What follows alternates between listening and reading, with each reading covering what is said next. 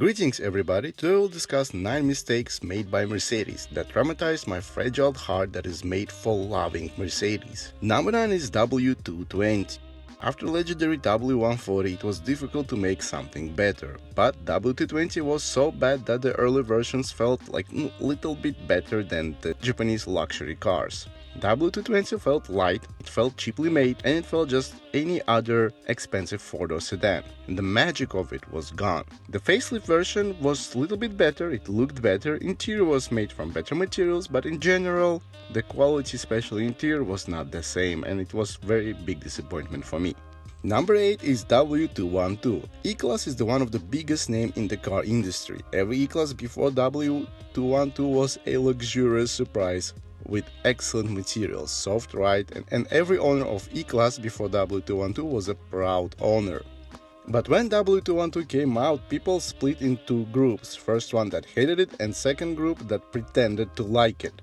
Interior was cheap, all the materials were horrible, the leather was bad, the leather was more fake than prostitute's smile, all the plastics were not nice to touch. Yes, it drove and handled much better than W211, but the exterior and the interior were horrible. To clean this mess up, Mercedes spent $1 billion to change almost everything in W212, and the facelift version looked much better. And I think the facelift version in general saved the W212 E-Class. Number 7 is the X-Class. For me, failure of S-Class is very logical series of unfortunate events. First, Mercedes decided to partner with the renowned Nissan Mitsubishi concern to basically rebadge their Nissan Navara, and that already was a very bad move. They put some Mercedes vents, put some Mercedes wheels, Mercedes screen, infotainment system, and all that you can order from Alibaba a little bit cheaper and put in your Nissan Navara. And still you will save a lot of money if you bought the X-Class. Also, Mercedes made bizarre claims like the Mercedes X-Class will be the first in the world true luxurious pickup. And in my experience, most luxurious pickups are made by Americans, like Ford F-150 King Range or Platinum Edition or Limited Edition. Also, Dodge had many great luxurious pickups, so Mercedes making that claim was a little bit stupid. What Mercedes wanted to do is to make true luxurious pickup truck in cheap pickup truck segment, and that was their mistake. Segment is cheap, so it doesn't make any sense to make a premium pickup and sell it to the people who already got used to buying cheap pickups. Sales of Mercedes X-Class were catastrophic. In 2018, globally, they sold 16,000 X Mercedeses. For comparison, Nissan sold 200,000 pickup trucks globally in the same year. So in 2020, X-Class was discontinued.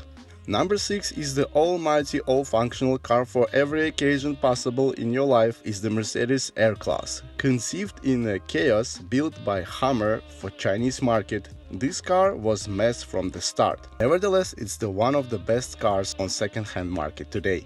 Unloved but still luxurious R500 is the fast wagon with a 4-wheel drive system that had DVD players, good interior, it had all the options that you ever needed, and also let's not forget the rarest AMG versions, the R63. But unfortunately it had problems with self-identity, just like 90% of young liberals in the USA today. If you want to learn more about this wonderful car, I made a video about it, link is below, so check it out. Number 5 is A-Class W168. This is one of the best-selling Mercedes, but personally I hate it. But at the same time I do respect this car a lot. 1.1 million units were sold during 7 years production. But for me, as a Mercedes lover, this is unacceptable. Mercedes must be luxurious. Mercedes must not look like a refrigerator. But the success of this car is undeniable. It sold faster than a French condom in Ibiza during spring break. It made good money to the Mercedes. And if you want more facts about this car, let me know in the comments. I will make a wonderful and long video about this fridge on the wheels. Number 4 is the Mercedes Vaneo. It is ugly, it's horrible, it doesn't make any sense, it's not a proper van, it's not a proper MPV, and I think that the failure of Vaneo was the inspiration to make an A-Class. These cars show us that some segments cannot be conquered even by Mercedes. Number 3 is the Mercedes CLS C257. This is the last generation of brilliant name CLS. When first CLS came to life, it was groundbreaking. It set the new trend in automotive industry and everybody wanted a four-door coupe. And with all the glory that came after the C219, C257 felt like a half-assed job. It looked as same as cheap four-door A-Class. And when you look at it, you feel that people didn't use any imagination or love or passion or any effort whatsoever to put in this car.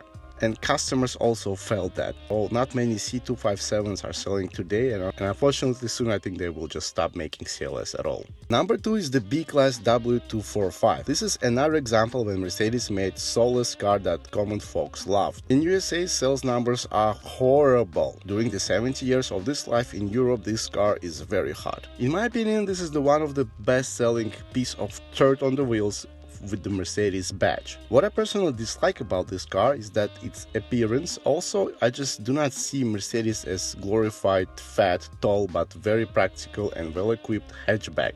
I'm old school for Mercedes. I think the Mercedes must be pointlessly over-engineered, have four-door, yacht feeling about when you drive it, and Mercedes must carry your butt cheeks with dignity and pride. Number 1 most disappointing car for me is the new Maybach. I mean the new Maybach trims. There was a time when Maybach stood for excellence in luxury, and also Maybach stood for company that loses money on each unit that they sell. Name Maybach meant that you got the latest technology that others can only dream of. You got the most luxurious environment in the world, where you felt above the world. When you sit in the Maybach, you know that everybody knows that the owner of this car is at the back, not at the driving seat. In the beginning of 2000s, if you had Maybach, it meant that you made it big. Today, Maybach means that you have expensive Uber. And it gets even worse. Maybach can be cheaper than S600, and that's just stupid. The fact that Mercedes decided to put some nice leather and champagne glasses and rebadge their S-Class and proudly call it Maybach is very disrespectful to the Maybach brand. But this strategy made millions to the Mercedes. Thank you so much for watching. Let me know in the comments what is your least favorite Mercedes and what is your most favorite Mercedes. Also, I noticed that many of you watch my channel without subscribing, and that's very creepy, so stop being creepy and subscribe. Take care and bye bye.